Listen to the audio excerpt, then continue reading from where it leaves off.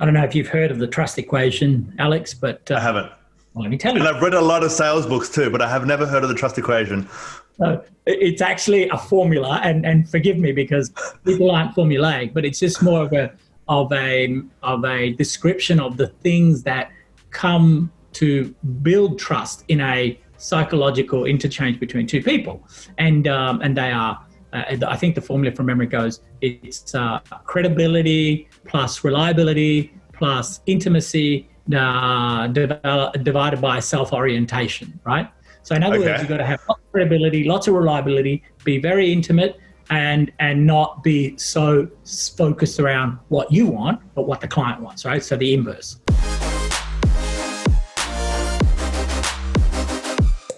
All right. So today we're talking with a man named Gus Quiroga, right? Is it Quiroga? That will do, and I think that's pretty close. How do you say it? I'd say Quiroga. Quiroga. He's the head of cognitive applications at IBM, and he's one of the best salespeople that I've ever met.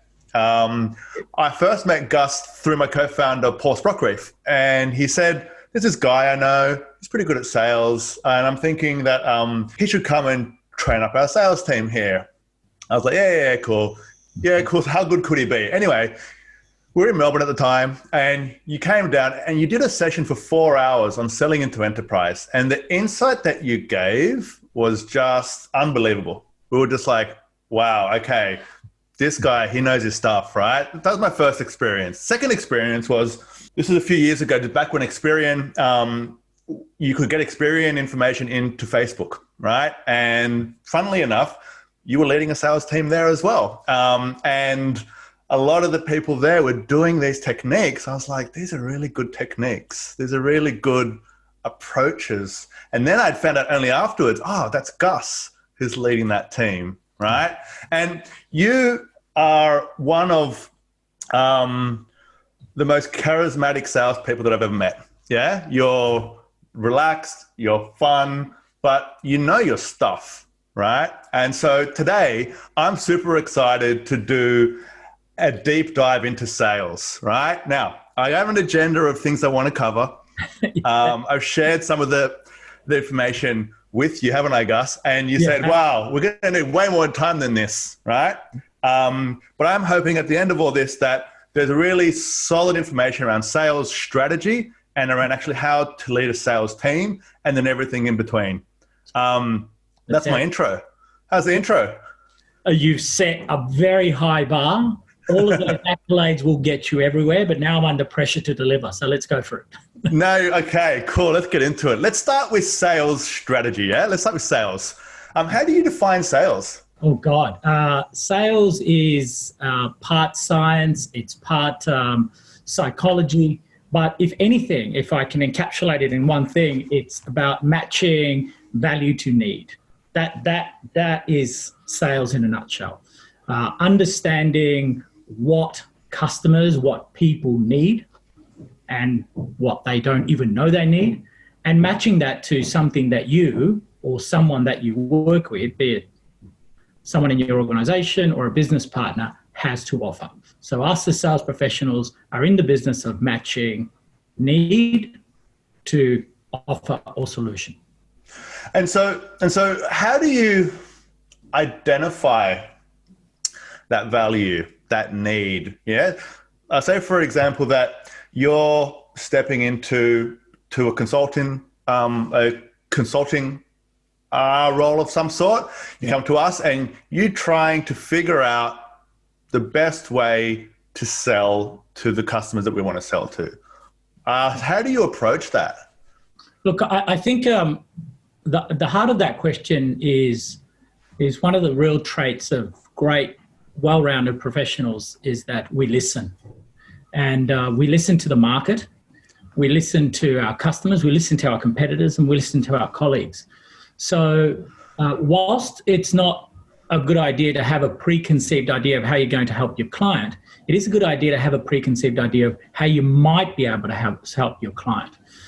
So going in to visit a customer, particularly when we're talking about the first time that we visit, you've got to research, you've got to understand that customer, you've got to understand that customer in the market, and you've got to understand what noise they're making about where they're heading, what their direction is. So you have a narrative that is relevant and engages you in their value cycle. So how do you identify what the need is? You may have some idea if you're listening to the market, but then it will go back to some of the classic sales approaches, which is building that trust so that the customer will share what really is out and what their problems are. Like, how do you kind of conduct that research, like in that first instance? Yeah. I say, for example, like if there's, cool. So say, for example, I spoke with you and I was like, hey, look, like I've got this company, there's an issue with sales. Yeah. Yeah. We're not selling enough. Yeah. That's going to be a common thing everywhere, right? We're not selling enough and we need to fix it. Yeah. What's the first thing like in that process of, to fix a sales problem? Yeah. So in this case, you're talking about someone that has perhaps reached out to me to offer them some help in a sales consulting capacity to reinvigorate or to identify how we could make that sales organization stronger. I think the first process in really understanding it, apart from, of course, talking to the leaders and getting their point of view as to what they see, is actually embedding yourself in the journey, going out with customer, going out with the salespeople, seeing them engage with customers, seeing them in the office, just watching, observing, and getting a first-hand view day to day of what's happening. Now, that here we're talking about observing to consult on a process, and that process is a sales process. But it applies just the same if, for example, you're talking to a customer that you may be selling some marketing software, for argument's sake. They may or may not already have a piece of technology, but there's great insight in sitting down and seeing how they're using it, understanding where are the opportunities to make it better, what frustrations are they having, what's the commentary around the organization and the team with the software, what about the people that depend on the outcomes of that software, what are they saying they're getting from it. So there is an opportunity always when you answer that question as to what do you do first, if you have that trust and you have that engagement with the customer, to go in and actually take an observer's role to get deep in what it is that you might be able to do to help. Unless they've done it and they can give it to you on a paper, which is, nirvana. But that's rare, isn't it? Yes. That's rare. That's rare. I mean, it seems to me that there's a really big challenge in really understanding what the customer actually wants, that they're not telling you they want. They say this thing over here is what they want, but what they actually want, they're not saying, right? How do you identify those hot buttons or the things that you need to know to sell to them, but they're not telling you? Yeah. Look, I think you have to follow the journey, follow the bouncing ball with customers. So whatever they ask you, whatever they say, hey, I've got a problem with my invoicing. I'm just picking something random, well, what's the problem with your invoicing? We're getting too many mismatches between what we've actually sold and what we invoice, which creates problems. Okay. Well, why is that problem happening? Because this. And why is that happening? Because that. And who's involved in that? So you've got to kind of follow the bouncing ball and take it all the way to the process. And at each point, you've got to ask a very critical question. And what's the impact of that? And how is that important to you, right? And you kind of start to uncover, you take a problem and you spread it out into its dimensions, and you start to find the things that actually are having the most impact, and that the customer may themselves not even realize, right? They're just looking at it from this macro problem, mismatch of money out to money in.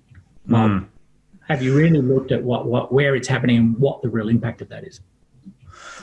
So would you say that this is, because I don't want to put any words in your mouth because I probably will get them wrong. So I'm trying to ask the right questions.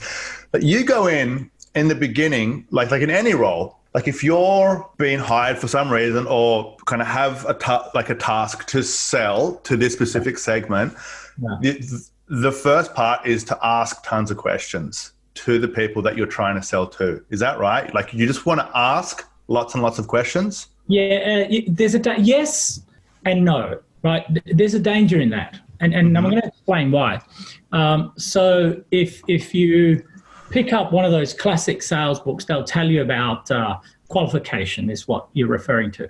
And, and there's lots of questions, and there's ways to answer questions: open questions, closed questions, suggestive questions, and so on and so forth. The problem that I find with that approach today is that it is a too much of a blanket approach, whereas you need to understand the individual customer. Think about some of the large organizations out there that have got 20 different sales reps calling them every day and say, hey, I'd like to ask you 20 questions about your problem. They just don't have time for that. So more and more, and this comes back to the first point about research, about how you engage, more and more the customers are expecting that you know a little bit already. So you can't go in there asking 20 questions. So for example, whether it be selling a marketing solution, an invoicing solution, selling a printer, whatever it is, it doesn't matter. You need to understand somewhat about the types of challenges that type of customer would face, or about the types of opportunities that type of customer is missing out on. And you need to take that opinion. You need to bring that to the party. If you don't, then you are, in the disparaging sense of the word, a salesman. You're not embedding yourself in the customer's value chain. So I don't subscribe to the ask 100 questions. I subscribe to the come with value and come with an opinion and get that validated with the client, and then explore from that point on. Got it. And so you need to do your own research, and you need to come up with some assumptions on what you think is going to be the best approach, the best way in. Is that right? And then you're quickly going to know if it's the right or not because of how they respond. Is that right? Yeah, absolutely. And the salient point there is not coming with a solution in mind when you don't know the problem. Sometimes you do. Sometimes it's out there. Hey, I realize that you've had an issue with anti-money laundering, and there's been significant breaches caused by X. We've been doing this for these and these and these organizations. The outcome of that was this. I'd like to come and talk to you about how that would work in your organization. Great. There's kind of already preconceiving a solution, but in other instances, it's not so black and white. And so you may need to point to sort of more generic known challenges in the industry, such as, hey, I understand that, let's talk about a printer. I understand that, paper consumption and refulfillment is becoming onerous, particularly with the issues around mobility. Is this something that is of concern to you? And would you like to talk to us about how we can help you, right? They'll tell you yes or no if you have the right level of trust, if you've created trust with the customer. And if they say no, that's fine. You move on, right? Yeah, sure. You know what's really interesting is that the first example that you gave about the anti-money laundering thing is like the structure of the perfect outreach email. Like that's the structure of the outreach emails I do. That's the ones I've seen perform the best. And so you just said it just off the top of your head. And I just want everyone who's listening to just transcribe what he just said and put that into an outreach email. That stuff works. So thank you for sharing that. There's different kinds of sales approaches, techniques, and so on. And sales has had a bad rap because of car salesmen and what's that one? Glenn Ross. Glenn Ross. That was the one I was trying to think about. Yes, I know them all. You want the good leads? You want the good leads? See this watch? So it's had a bad rap because of that. But it's changed since the 70s, hasn't it? It's changed quite a lot. Completely. Yeah, of course. How has it changed since the 70s? Especially like in the last, say, 5-10 years as well.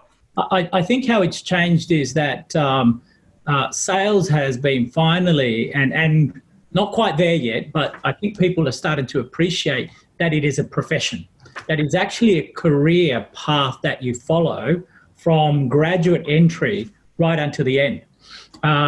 I'm seeing now, for example, even in one of the organizations that I work with, we see 50 and 60-year-old sales reps. Now, these are guys that, guys I say in the generic sense, these are people that could have easily branched out into leadership or running their own business, but no, they have decided that sales is a profession that they want to follow. And there's a very good reason for that. Sales is part art and it's part science, and people are appreciating the complexities of actually being successful. So they know that it's a lifetime career journey to get really good at it. I've been doing this for a long time, but I continue to sharpen my blade. I go back to some of the basic stuff that I learned 20 years ago, and I think I'm forgetting some basics. But I'm also learning about new things because it's complex, because how you sell in a channel is different to how you sell on the phone, to how you sell direct, to how you sell to big business, to how you sell to small business. So I think that complexity and the importance of sales structure and sales alignment to purpose has been well understood. And so now it is more respected as a profession, and the way that we hire into it is critical. Before, and I remember, sadly, not too many years ago, I would hear people say, oh, that guy, he's got the gift of the gab. We should be in sales. Guys, we are not in 1970s Glen Ross. No. Gift of the gab is probably a detriment because it means you're too enamored with your own voice and you're not listening. Right. Because it's become a profession and people appreciate the complexity of it and the difficulty of actually excelling in the profession. And yet, because I do hear you, and let me start by saying I'm the first person to say that I respect sales. I like the word sales. I think it's a positive word. I think it's a word that it represents the lifeblood of the capitalist societies, right? Like it's something that should be kind of put up on a pedestal, right? But lots of salespeople still don't want to be called salespeople. They want to be called consultants. They want to be called this. They want to be called that, because I think they feel that the people that they're going to talk to, they don't want to be sold. Is there something in that still, or is there something in that? And so, this Tin Man generation is only a generation ago. It's actually in my generation. It was when I was starting off in the profession of sales. So that's not going to go away quickly. And I think that it's going to take still a number of years. And for instance, right, there is still no professional degree called Bachelor of Sales. Yet you have to be proficient in finance, in marketing, in psychology, in behaviors. So it's going to take some time. There are some degrees that are starting. I've seen some out of the US, some out of the UK, but there's no profession. Until there is a profession form which is called Bachelor of Sales, I think we're going to struggle to get that respect. And there is a negative connotation with the word. But more people need to go out there and embrace it and just understand that they are part of the value chain and that your job is not to convince customers. It's not. Your job is to add value to customers. And if you don't, then get out. Go find another customer and don't waste people's time. Right. So there is a negative connotation, but here's the funny thing, right? Have you heard of the company Atlassian? Yes. Yes, of course. Once or twice, yeah. So they've got this, they're very proud to say, oh, we don't hire salespeople. And I think, what an absolute joke. Everybody hires salespeople. You just don't give them the title of salespeople. Got it. Everybody sells. And I think that's the big thing that people need to understand. Everybody sells. When you send out an invoice and your accounts payable person talks to the customer about paying, they're in the sales process because they're affecting the value chain, which is the credibility of the organization, the customer service, the respect with which we treat customers, and therefore the trust that comes back to you as an organization. It's the end of the value chain as we deliver it to customers. You know, the person that processes your order, the guy that delivers the phone, they're all part of the sales process, and people need to get this. You start selling, and I remember I went and did this negotiation course about 10 years ago, and it was a real epiphany moment for me. Where they asked this question, it was about negotiation, part of sales. When does the negotiation start? And we asked the whole room, right? And it was like, oh, when you put the contract in front of them, or when you give them a price, or when you walk into the room and you start talking about the deal, and all sorts of answers. And by the way, do you know when a negotiation starts? Let's have a guess so I can be publicly told I was wrong. I think the negotiation starts when the first communication is sent off. Bang. Call it a communication. Did I get it right? Absolutely. Oh, cool. Well, you know, in the digital world, I've been doing some riddles with my 7-year-old son, so like I'm always looking for like, what's the thing I'm not thinking about, you know? So yeah. Yeah, good. That was abstract thinking at its best. So, in the digital world, it is when the first communication goes off. But sort of in the pre-COVID world, it's when you first meet the customer. That's when the negotiation starts. And really what that tells you is that sales is not about just wheeling and dealing. Let me not tell you the price I want and let me try and get the most out of you. It's about meeting a customer, and the first time you meet, establishing trust so that you can engage openly and credibly for mutual benefit, for mutual growth. And if there is none, you can still have the trust, and you walk away and come back another day when you've got something to offer, or when they've got something they need. That's awesome. There's a couple of points, but I think let's just focus on that trust thing. What are some tactical things that the people that are listening to this podcast can listen to on what they can do to accelerate that trust building process? If there's a process to accelerate it, you know? Well, so this is part of the science of selling, and for those that are listening, they would have heard perhaps of what we refer to in the profession as the trust equation. I don't know if you've heard of the trust equation, Alex, but I haven't. Well, let me tell you. And I've read a lot of sales books too, but I have never heard of the trust equation. So it's actually a formula, and forgive me because people aren't formulaic, but it's just more of a description of the things that come to build trust in a psychological interchange between two people, and they are. I think the formula from memory goes: it's credibility plus reliability plus intimacy divided by self-orientation, right? So in other words, you've got to have lots of credibility, lots of reliability, be very intimate, and not be so focused around what you want, but what the client wants, right? So the inverse. To answer your question, if that's what the trust equation is, then how do you build trust in a mechanical way? Is that you've got to work on your credibility first and foremost, right? So how do you go about building credibility? That actually starts before you meet the customer. And, we hear a lot about social selling and social profiling and all that sort of stuff. But if you're on LinkedIn or you're on Facebook and all this sort of stuff, then, you've got to develop some sort of subject matter expertise. It also is with the way that you engage customers, and you're bringing something that shows that you are credible or knowledgeable in the space, reliable. If you make a commitment, you stick to it, or you don't overpromise when you can't deliver, or you underpromise and you underdeliver. Intimacy, you actually you are genuinely engaged, and I mean genuinely, right? Customers are too smart. They'll work out you're saying, really, tell me about that. Wow, that's just this, and the customers will pick that up. Genuine intimacy is when you've actually shown that you've taken time to understand, to research, and to find out not just about the business process, but the emotional process that the customers are going through in conducting their activities.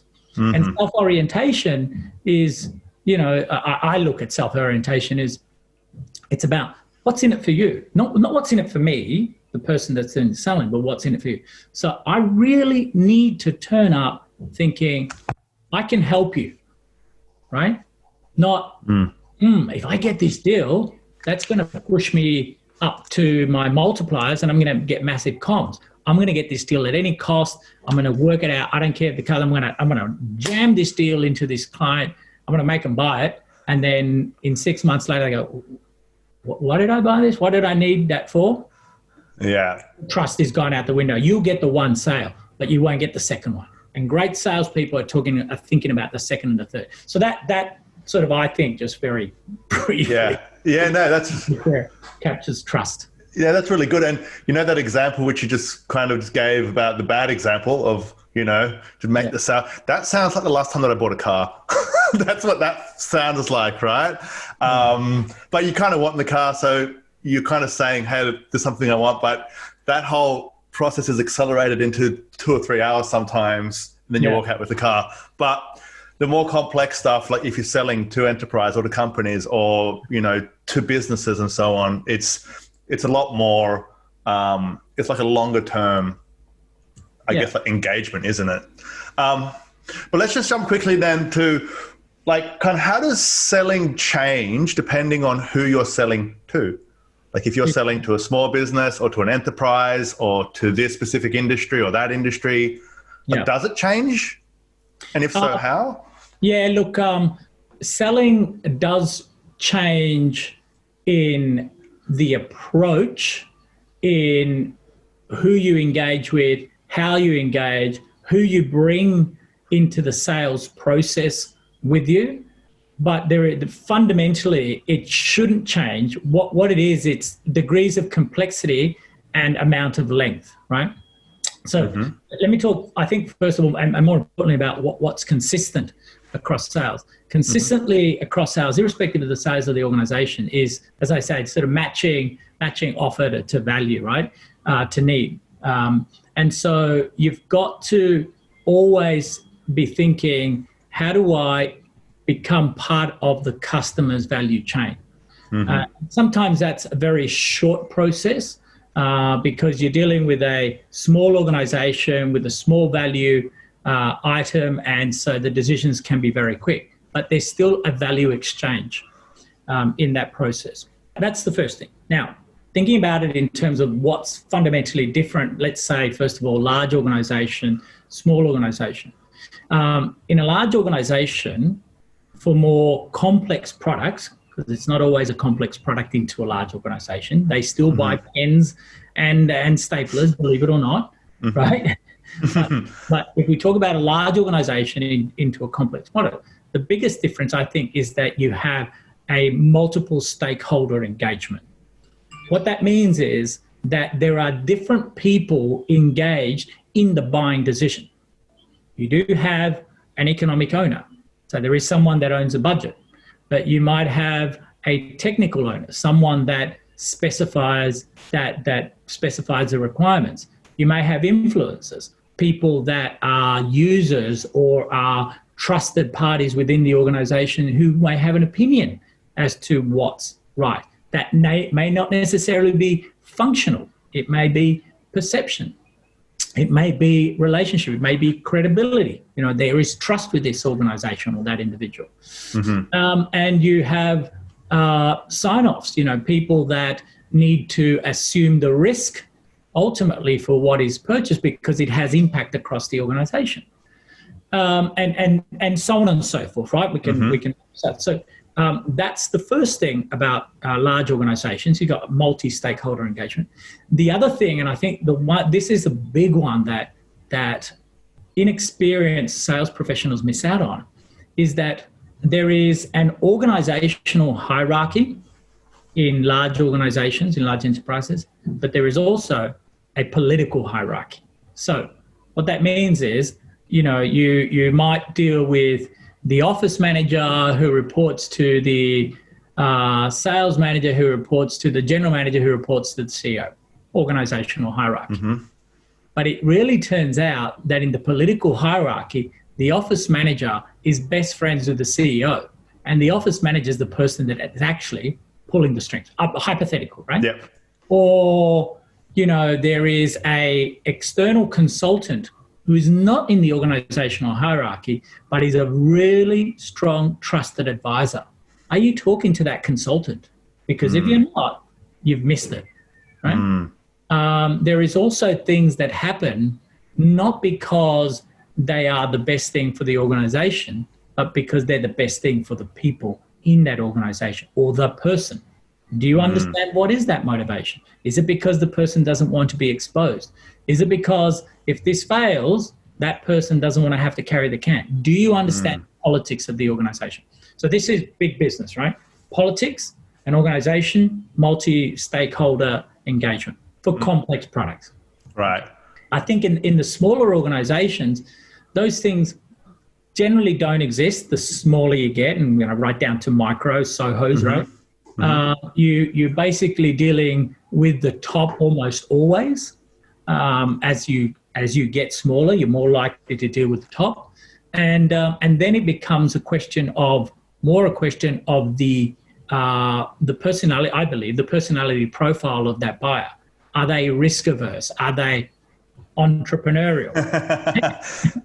Are they the kind of person that says, hey, I need to buy this accounting software. It needs to do this for me. And if I can get it under $100 a month, I'm done. You ring up, hey, I've got this software, $90. It's recommended by this magazine, and it's going to be okay, great, done. Where do I sign? Low involvement, low engagement. They know what they want. Others may, even if it's $90, let me check MYOB, let me check all of the other different products that are out there, Zero, and let me check all of the features, let me check the terms and conditions, and you spent 3 months selling a $90 a month subscription. So it then becomes a question of this, I think, the psychology of the buyer that you're engaging with more prominently than the political and organizational hierarchy of a buying group. Yeah, okay. So the sales process is essentially the same. The length in terms of the follow-up or the communication, that's factor one.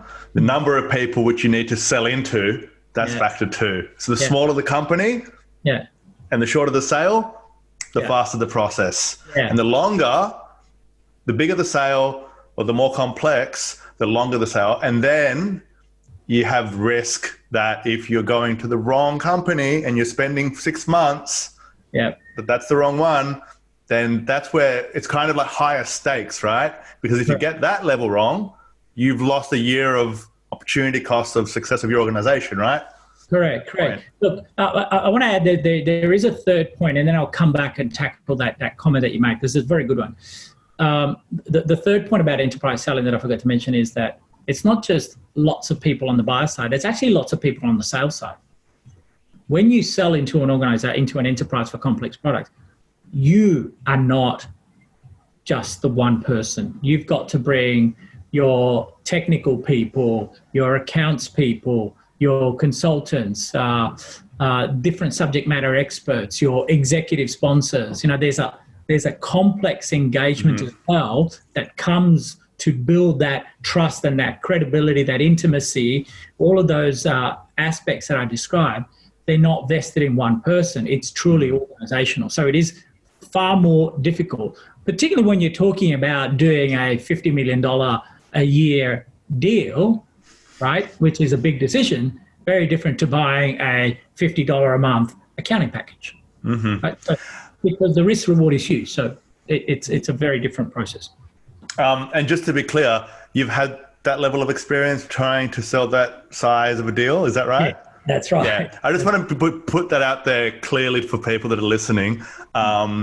Just think the complexity of trying to get our company to sign a contract for 50 mil, right? Think how hard it is for $5,000. That's right. 50 mil. So like that just gives context into the information that's coming from Gus, right now. And, just like it's really, really important to understand his experience here. What do you see as some of the biggest mistakes that you see like in this process, this sales process? Mistakes that people make. Number one is not properly researching the client to understand whether, in fact, you have something to offer. This is kind of going in with happy eyes and saying, but my product is so good, everybody wants it. Or my service is so compelling, everybody wants it. Maybe, but not now, or not at that price level, or not at that degree of complexity, whatever it is, right? So I think that the first mistake is having happy eyes and say, we're so good, everybody wants it. It's kind of an arrogance thing. There's also an arrogance thing at the individual level where sellers go in not listening. So they are just getting pushed by their managers. I want the quota. I want the sale. Which are the top clients you're going to deliver this month? I'm going to close Coca-Cola and I'm going to close AGL. Okay, great. Gus, what's happening with AGL? Oh, but the client said they're not. I don't care. Make it happen. That's the other mistake, is not understanding the client's buying cycle and their buying need. You can create incentives. You can say, hey, man, the sort of the lowbrow incentive is it's $1 million, I know you want to buy it in July, but if you sign off in June, I'll give it to you for 800,000. That's kind of very weak selling, but it happens. And I know it happens because it means the organization can then book the revenue and everybody. So you can create incentives, but ultimately the client will determine if that $200,000 is enough of an incentive to buy something now that they don't really need now. They need it in July.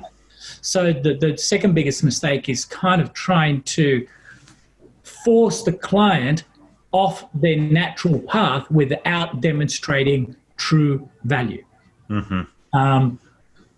What else can I say? There are so many things that I see out there. Oh, God. Demeaning the competition. Don't do your integrity any help if you go out there and bag the competition. So, hey, Alex, you know why you should buy my company? Because that company is so shit. It doesn't work. That just looks really bad on you. It means that you don't have anything good to say about your own company that will compel me. You just want to focus on what they're bad at. And guess what? My brother works at that company, so you're bagging my brother, right? I mean, I'm just giving an example of silly things. That stuff can happen, though. That stuff does happen all the time. It happens all the time. Small world. So you never go out there with negativity, negative selling or bad press selling. You leave that to the politicians, right? That's Labor versus Liberal. That's Democrat versus Republicans, right? Not in business. Yeah, okay. That's good. And I'm sure but there's like a lot more there, but that's really good. There are three things that I wouldn't have chosen, like I would have gone, they're not making enough calls and not doing this, not doing that. But this is more strategic in terms of actually how you approach. And look, Alex, and you make a valid point. But these things, I think about it in terms of the hierarchy of high performance is what I refer to it. And I've always said that if I am your leader and if I'm your manager and I'm invested in making you successful, if I'm having a conversation, apart from you just started the job, and if I'm having a conversation with you about, Alex, how come you haven't made 50 calls today, assuming that's the sales methodology or approach you're taking, then it means that there is a fundamental problem. If my coaching is about how many calls have you made, there's a fundamental problem with the seller, with the product, with the offer, or with your leadership. We should not be at the bottom of the high performance hierarchy. We should be at the top of the high performance hierarchy, which is where we coach, where we talk about, what's been the perception of the customer, what is their buying cycle, what are you thinking you're doing, how have you approached this, what would you suggest we could do differently, right?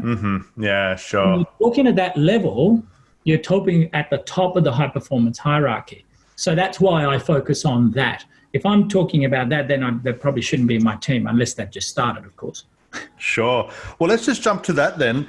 Let's talk about leading teams. Let's talk about leading sales teams. And This is going to be relevant for people that run small companies. This is going to be important for CEOs. This is going to be important for sales managers. This is going to be important for pretty much anyone that is senior in the company that wants to make more sales, right? And wants to do it cost effectively, on target, and all that other jazz, right?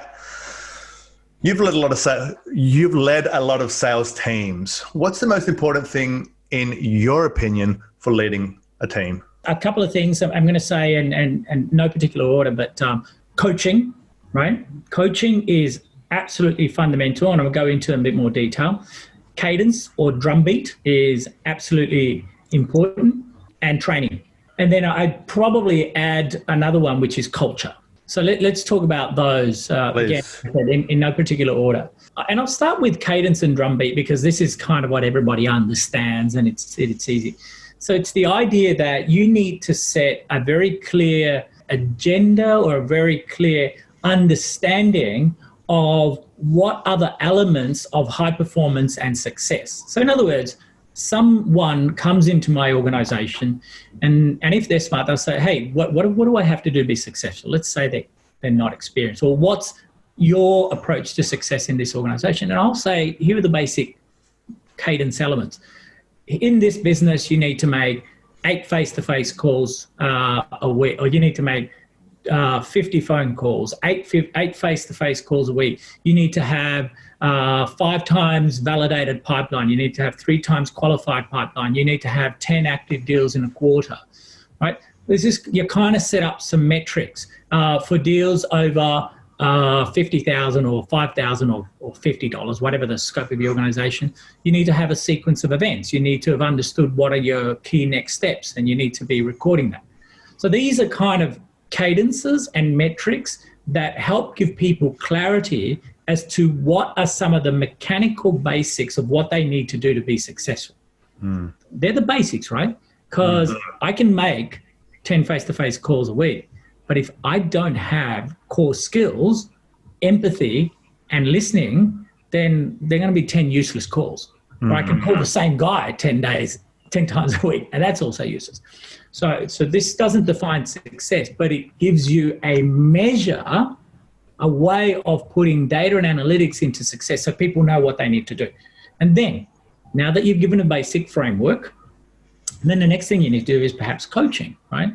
And so, and depending on how large your organization is, I certainly believe that frontline managers in particular, so the guys that immediately report into the immediate managers of your frontline sales team, really need to be invested in coaching, right? And that is a very difficult skill to master. I can't say that I'm a master. I continue to refine my craft in it because it's really hard. And it's really hard because of one thing. Too often you see someone and you know exactly what they're doing wrong. But if you tell them, then you've failed at coaching, right? There is a moment where you might tell them because they have absolutely no experience, then you got to tell them because they don't have no basis. But to be a true coach, you've got to guide them. You've got to kind of take them to their own answers. Because that way it was more likely to get embedded and they will own the outcome of the action that then follows, right? So coaching in the front line is absolutely fundamental. And as leaders, we need to invest in our frontline managers to make sure they know how to coach, not cater. Because anybody can say, so Alex, 10 meetings, you've done 5. Pull your socks up or you're out. And that doesn't work, right? That gives you a little bump and then an exit of your sales organization. Right. But you do need to cadence it. You do need to kind of, when you see you've got 10 and this person is consistently doing 5, it's not about why aren't you doing 10? It's like, let's understand what's impacting your ability to hit 10. It may work out that it's the third, and this is a bit of coaching, right? And that will lead to the third thing, which is training, right? Any great sales leader, front line, second line, third line, knows the concept of activity skills pipeline, right? ASP. So yes, activity is make the 10 calls, do the 2 visits, whatever. Pipeline is, yeah, absolutely. Identify and show me that there's an opportunity for you to hit your number. There are different levels of maturity of these deals. But skills, you've got to invest in your people. People don't just come out there. I told you at the beginning of this is a lifelong journey now to become a professional in sales. And at 60, you're still learning. You've got to invest in your people and find those gaps and build those skills. Right? So that's that kind of the third dimension. And then we talked about culture. Right? Now, what is it? There's a saying, I think it's something like culture eats skills for breakfast, or culture eats caters. Culture eats talent. Talent, I think. Yeah, something like that. It was the guy from Silicon Valley. There you go. Teal, Mark Andreessen, I think it was, yeah. You can adapt it to anything you want. Yeah. And it's true, right? It's kind of like, when your dad says, oh, don't hang around negative people because all they do is bring you down, right? It's true. It's in an organization, sometimes you have this top salesperson who is just a gun. Everybody's at 100% and she is at 300%, but he's a complete arsehole. Pardon my French. Yes. Right? That person is a cancer. That person has to go because that person is impacting the culture of your business and bringing everybody else down. So whilst that in itself doesn't define culture, culture is something that you live and breathe and it develops, right? I mean, of course, you can do it purposefully, but it develops. But a culture of success, a culture of fun, a culture of teamwork, a culture of winning together and losing together, a culture of openness, willing to expose yourself and say, hey, I got this wrong, guys. What did I do wrong? Here's what I did. Help me, someone, right? That culture, and I believe that's a culture of success and high performance, that is more impactful than anything else. Because what it does, it makes the top performers bring the bottom performers up, right? And it makes the bottom performers want to push themselves up. And it makes it fun, and it makes it, therefore, you don't have this peak of performance that just goes like this. It gets you more sustained performance. And then, more importantly, it resonates in the market. You can build your talent bench, and you've always got a good supply of people to want to join your business because you've got such a great culture. Yeah, awesome. You spoke about cadence, but did you speak about the drum beat, or is that the same thing? Is cadence and drum beat the same thing? Yeah. People use it interchangeably. Okay, cool. Because I wrote them as separate points. No, sorry. So I mean, look, sometimes we use drum beat more to refer to the end of month or end of quarter pursuit on a deal. So, for example, we know, not because we want it to happen, but because the client has indicated, hey, we're looking to procure at the end of the month or by the 20th of this month. And then we need to sit back as a team, build a sequence of events to that date, and then establish a drum beat, which is kind of like, depending on the size of the deal, the complexity or whatever, daily or twice weekly or 3 times weekly stand-ups, 15 minutes where you build a drum beat. So, okay, what's happening? What's next? What's the next step? What have you done? What have you done? Okay, so we keep the momentum, energy levels up on the actual deal. But it's part of your cadence process. It's kind of like you made the call, you did the follow-up, you wrote the contract, you got legal review, you called the client, right? These are all part of your metrics anyway. So there is a correlation between it. Yeah, we do dailies. We do stand-ups. Yeah. Which is on Zoom nowadays, right? It's like Zoom ups or whatever you want to call it, but it's basically every day just to set that drum beat, to set that cadence. But it's interesting to hear it from in terms of the sales perspective as well, to really keep your team on the ball, right? And I think it's also a fantastic way to check in on things. How's it going? Is there issues? Because I'm sure they could be stuck, but they don't want to bug you, or they don't want to think, or they're trying to figure it out themselves. And so that's a good way to stay across the team, right? As well. And it's a great way. Let me just add something, right? Because it's about energizing people, but there's a real catch here. Drum beats don't work if your culture is wrong. So let me explain. If you've got a culture of people bashing, of under the bus throwing, then people perceive drumbeat as, you don't trust me. You want to make sure that I told you I was going to do this. Did you actually do it? So it becomes this grinding sensation and a cause for disengagement from the organization. So if your culture's not right, your drumbeat will fail. It will make people do stuff. But again, remember, when you beat people up, it only makes them go a little bit higher for a little while. And then, so you've got to have a good culture together. Hey guys, let's keep each other pepped up. What happened? Oh, I was going to make the call and I got distracted. I didn't make it. Okay, cool. Do you need some help with that? Because we all know we've got other stuff. All right, let me help you with that. It's also because we get distracted. There's so much going on, and the drum beat keeps you focused on what matters. But you've got to get your culture right so that it's effective. Okay, let's talk about culture then in a sales specific organization, right? It could be in a sales team, or it can be like in a sales organization completely, right? What do you do if the culture is not productive? Yeah. Like if you're listening to this podcast and you're like, oh, damn, I think I don't have the right culture. Right? I thought I had it before, but I had this thing in my gut that said maybe there was something wrong. I heard this podcast. I don't think I have the right culture. Yeah.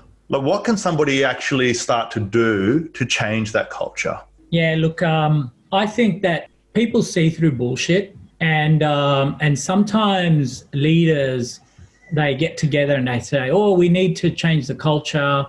They bring in consultants and then they say, hey, for change of culture, you got to do this, this, this. And then they go about mechanically implementing those things because that's what they told they have to do. But what they forgot is to actually believe in it themselves and live it and act it.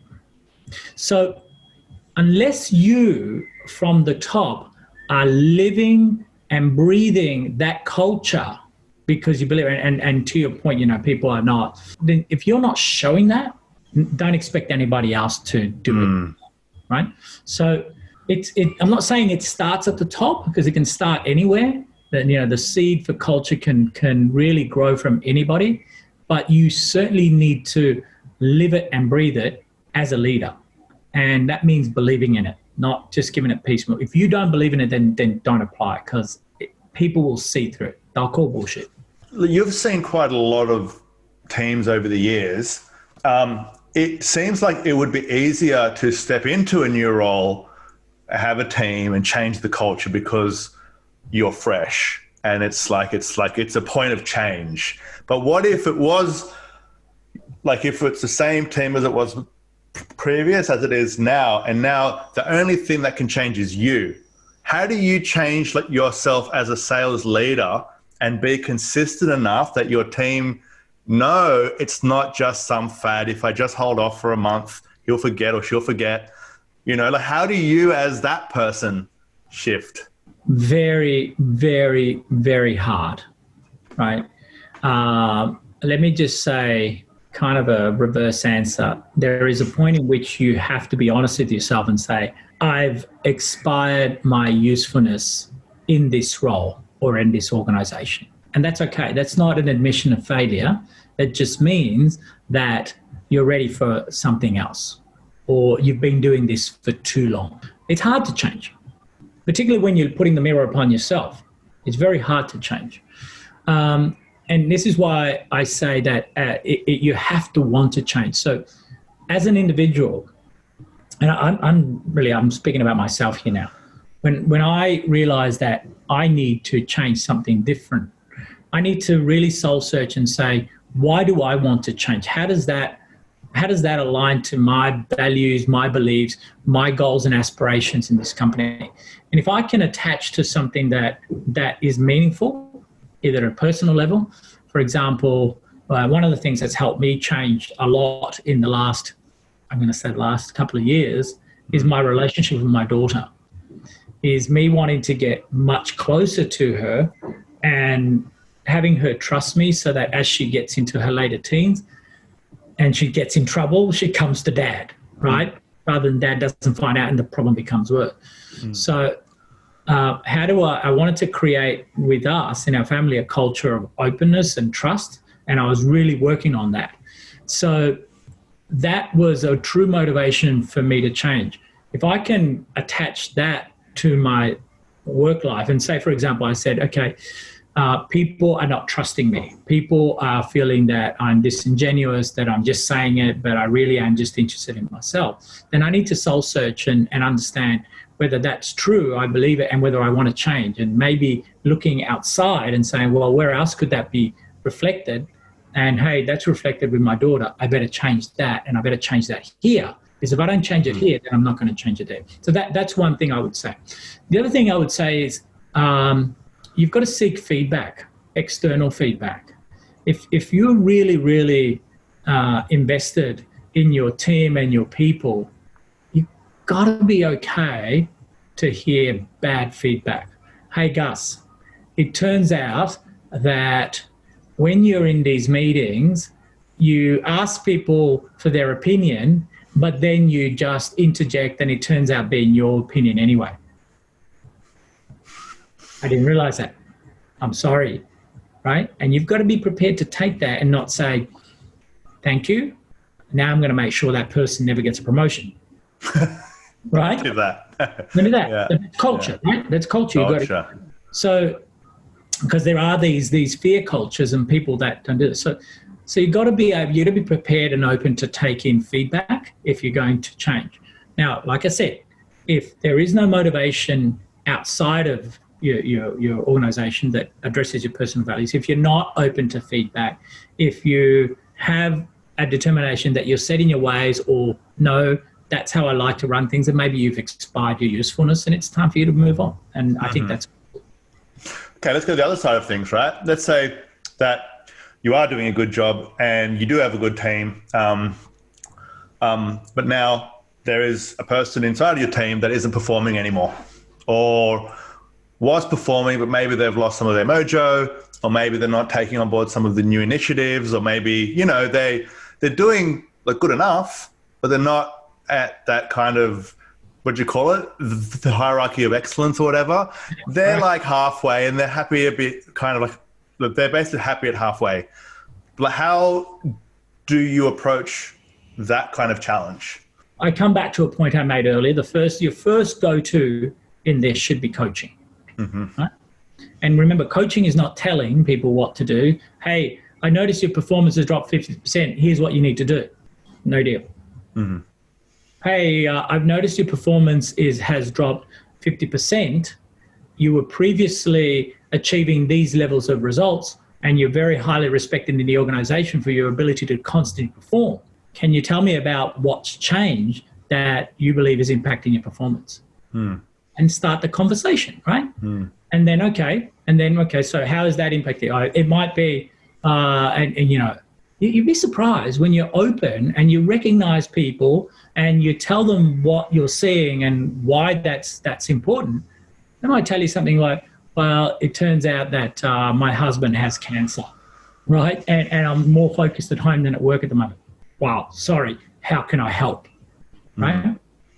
It might be that, hey, I've been doing this for too long. I'm tired. I don't think I want to do this anymore. Okay, great.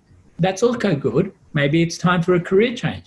Maybe I need to move you into a different role because the skills are still there, but maybe the motivation for that sales path isn't, right? And you can't inspire if there is no motivation.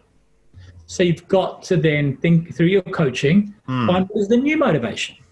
Great point. And then inspire that new motivation, that new path.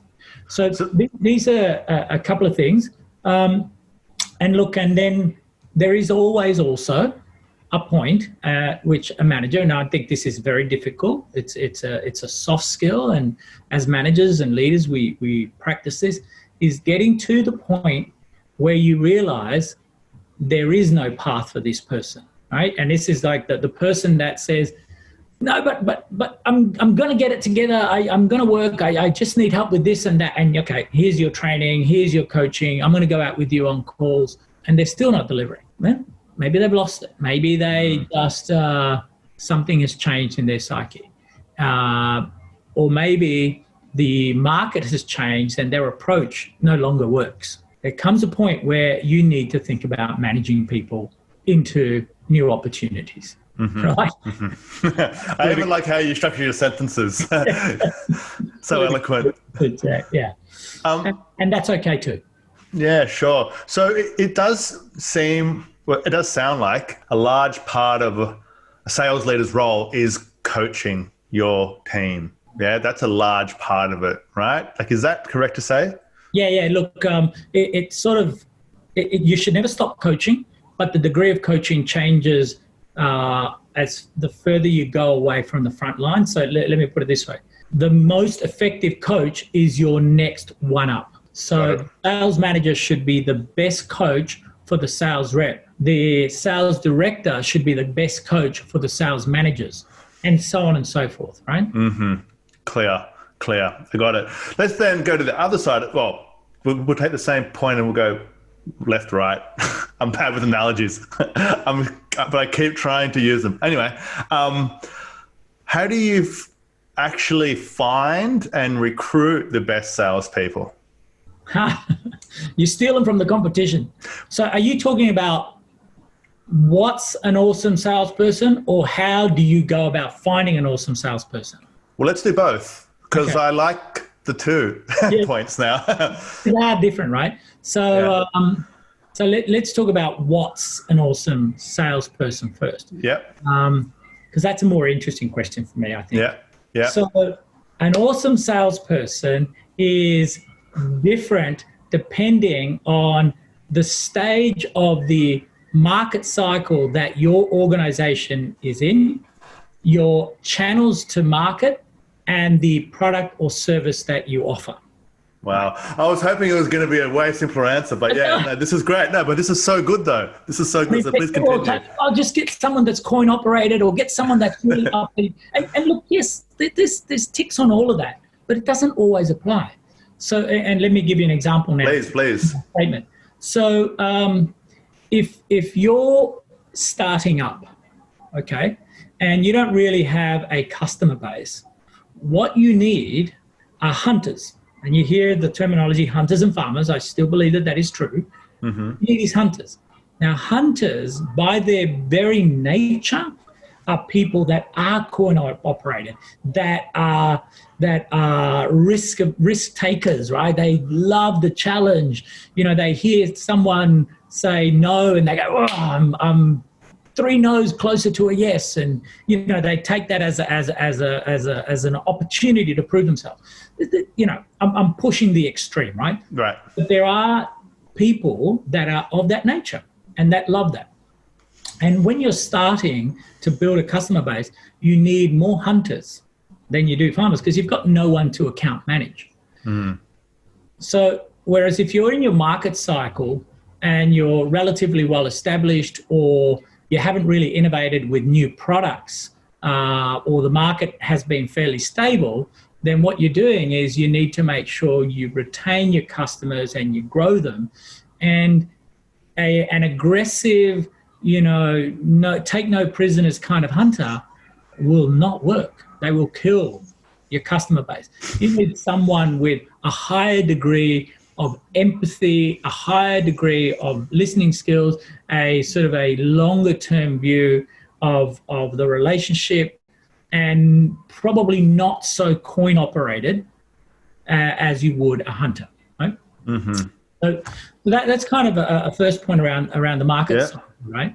The other thing is that if you're selling direct to customer versus selling through business partners, it's very different, right? If I'm trying to sell, I don't know what you guys do, say search engine optimization, right? If I go and talk directly to Coca-Cola about search engine optimization, I'm building that trust. I'm the subject matter expert. They need to believe that I know what I'm doing.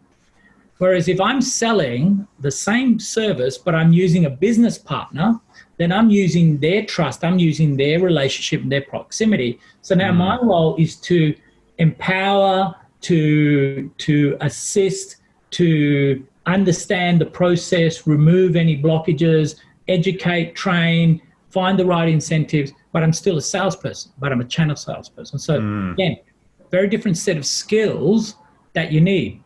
And then think about phone salespeople versus field salespeople, enterprise salespeople that need to not be egotistical that I run everything, but need to be inclusive and collaboratively and sell as a team, versus the lone soldier with the suitcase pounding the turf. So the first thing, so this is why I say you really, to find what you need, what makes a good salesperson depends on all of these things. Now, if you want to find, because I'm sure the listeners will say, but what am I looking for in each one of those cases to make sure that I'm hiring the right person? I'm going to say this. What you're looking for is someone whose motivations, their goals and aspirations are clearly aligned to what you're trying to do and what you need them to do, right? So, if I'm going to hire a hunter, I'm really looking for someone that comes to me and says, look, Gus, I really just want to buy a house by the end of the year. I'm going to need to save $200,000, which means I'm going to have to achieve 200% of my target, right? That is the kind of person I want to hire if they're a hunter. So you go for motivation there, aren't you? Yeah, that's the motivation. Their motivation aligns to my needs. Is coin operate? It's coin, right? Yeah. Now, if I want to find a good farmer, then what I'm looking for is someone that says, look, I want to make sure, I want to come into an organization where I'm building good relationships with the customer, they're trusting me, and, we're able to grow together, and I can go home and say, and really point to the things that I've achieved. Of course, I want to make a good living, but really building that connection and driving that outcome is going to help me. And here's the proof of where I've done it before. That's what you need to look for, right? And that's what a great salesperson is. So I think the key ingredient is how do you find great talent? Make sure that their motivation aligns to your requirement. And then the final thing is make sure that you don't just focus on skills. Focus on behaviors, right? Because remember, we're bringing in a person that is going to be part of your culture. And if culture is so important, you need the right behaviors. So get the basic skills. Are they good listeners? Can they build empathy? Are they coachable? Probably a big one. Are they coachable? And then what are their behaviors? How do they come across in how they will conduct themselves in the organization? And that's fundamentally important, which is why you have a 3-month cooling off, so you can actually see those behaviors in play. Got it. Just quick one on the hunters and farmers process, right?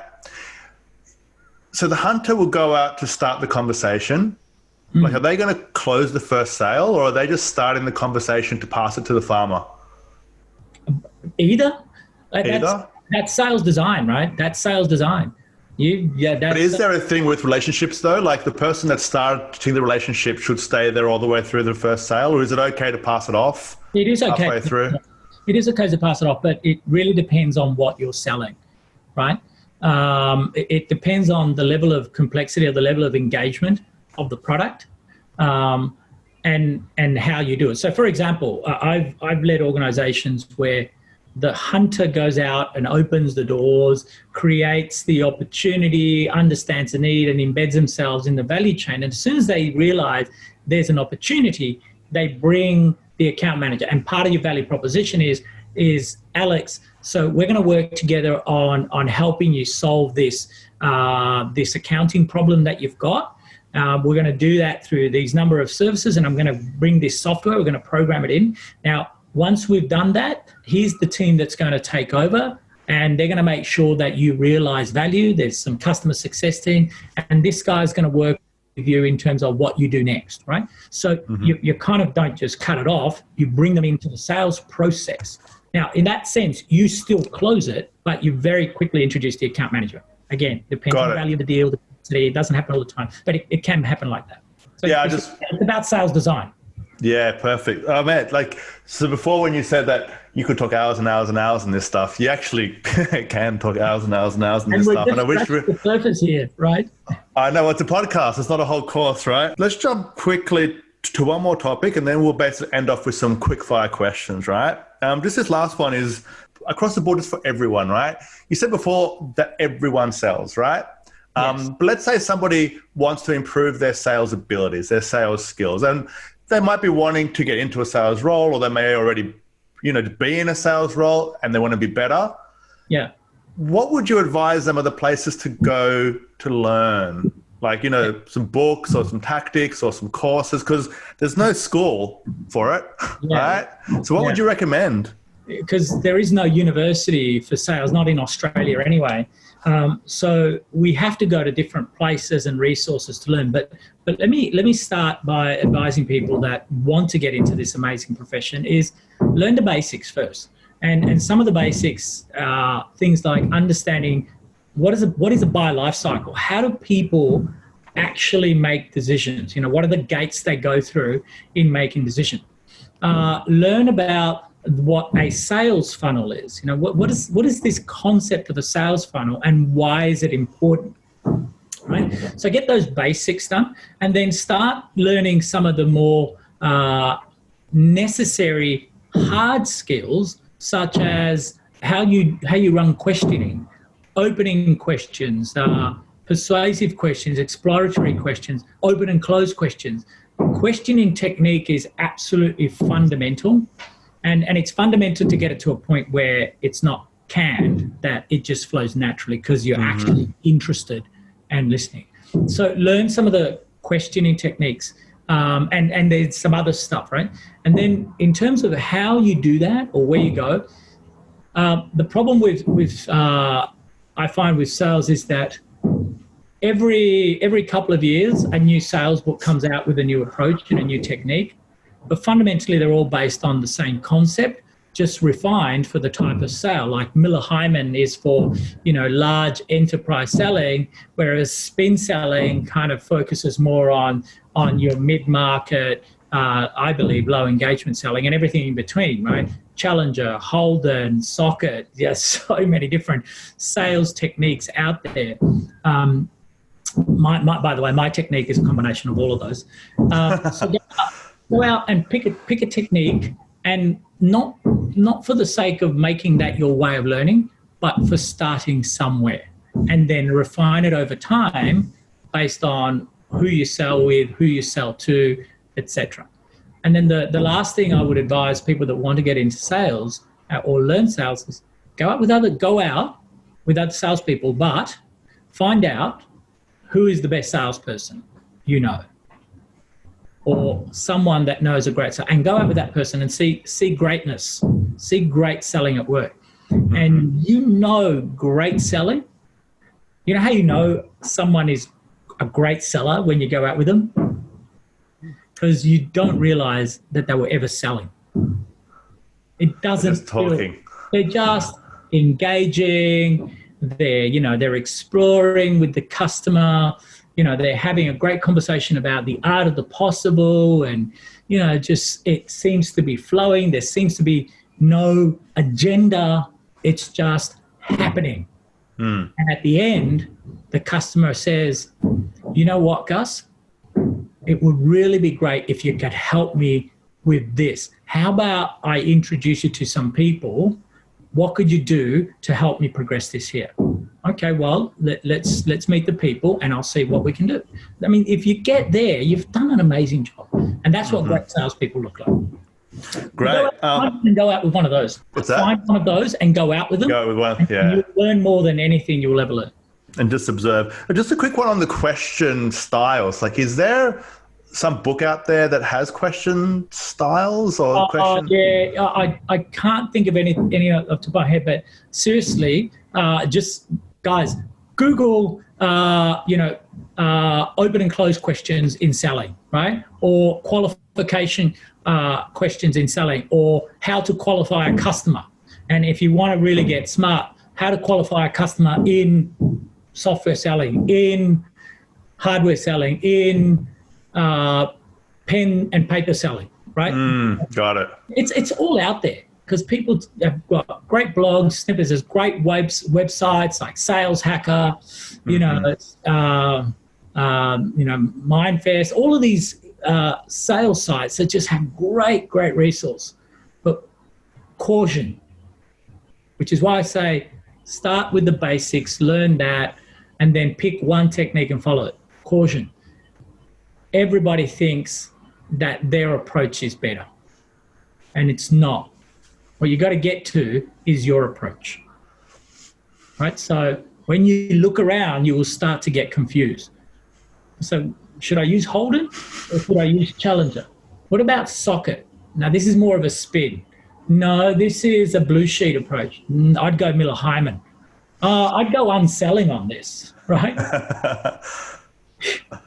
I'm going to try to find a book that has an overview of all of them, so I can, I'm sure there's an article out there that does it, right? Yeah. Yeah? That's a good one. Okay, look, that's really good, man. Let's do some quick fire questions and then we'll wrap it up, yeah? That's right. You have to choose just one channel or tactic for driving sales or growth. What would it be? Facebook. Facebook. You like Facebook, do you? Mate, they know everything about everyone. That's great. Awesome. Go social. If I had to pick one. Yeah, cool. Number 2, what book has had the biggest impact on your success? None. That's the important thing. None. All of them.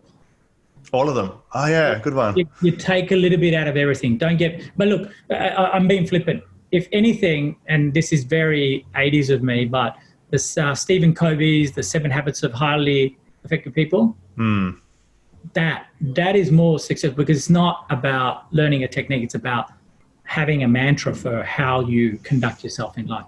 So, yeah, great. What's your number one piece of advice for hiring awesome people? Number one piece of advice. Find entrepreneurs.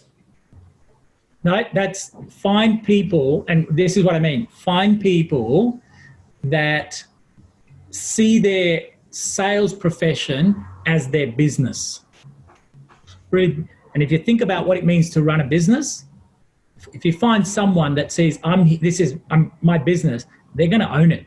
They're going to be passionate about it. They're going to make sure that they've got coverage, they've got depth. Find people that see sales, that their profession of sales as they're running a business, right? Mm-hmm. So if you know what running a business is, then that's a great trait to have. Yeah, and that's something I can kind of confirm as well. Like every time that we find somebody that's tried their own like side hustle, that's spent their own money on Facebook ads, that's spent their own money on Google, trying to make money themselves, that education just by itself, that approach, that psychology of failure, constant failure to find a result. Yeah.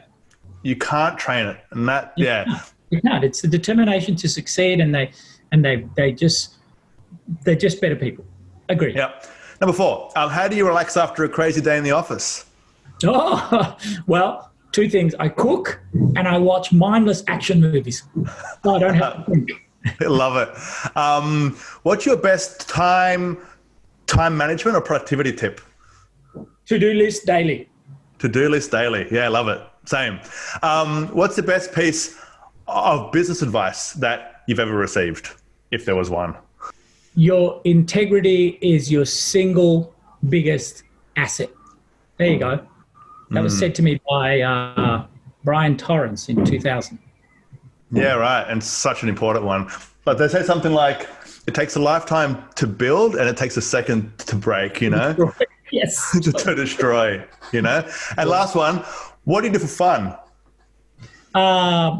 Cook. Mm-hmm. But I also, I like to socialize with friends. I like to just go grab a glass of wine, chat. and debate. Mm. I love, I'm the kind of guy that, let's say I really like red jumpers and someone comes in and says, oh, red jumpers are the best. I say, really? Why? Blue. You're that guy. I want to hear the argument, right? Because you put your mind through arguments. Like I love people that say, I hate Trump. Really? I love Trump. He's the best president I've seen ever. What? I want to hear the debate, right? I don't care. I want to hear the debate. It's good to have social discourse.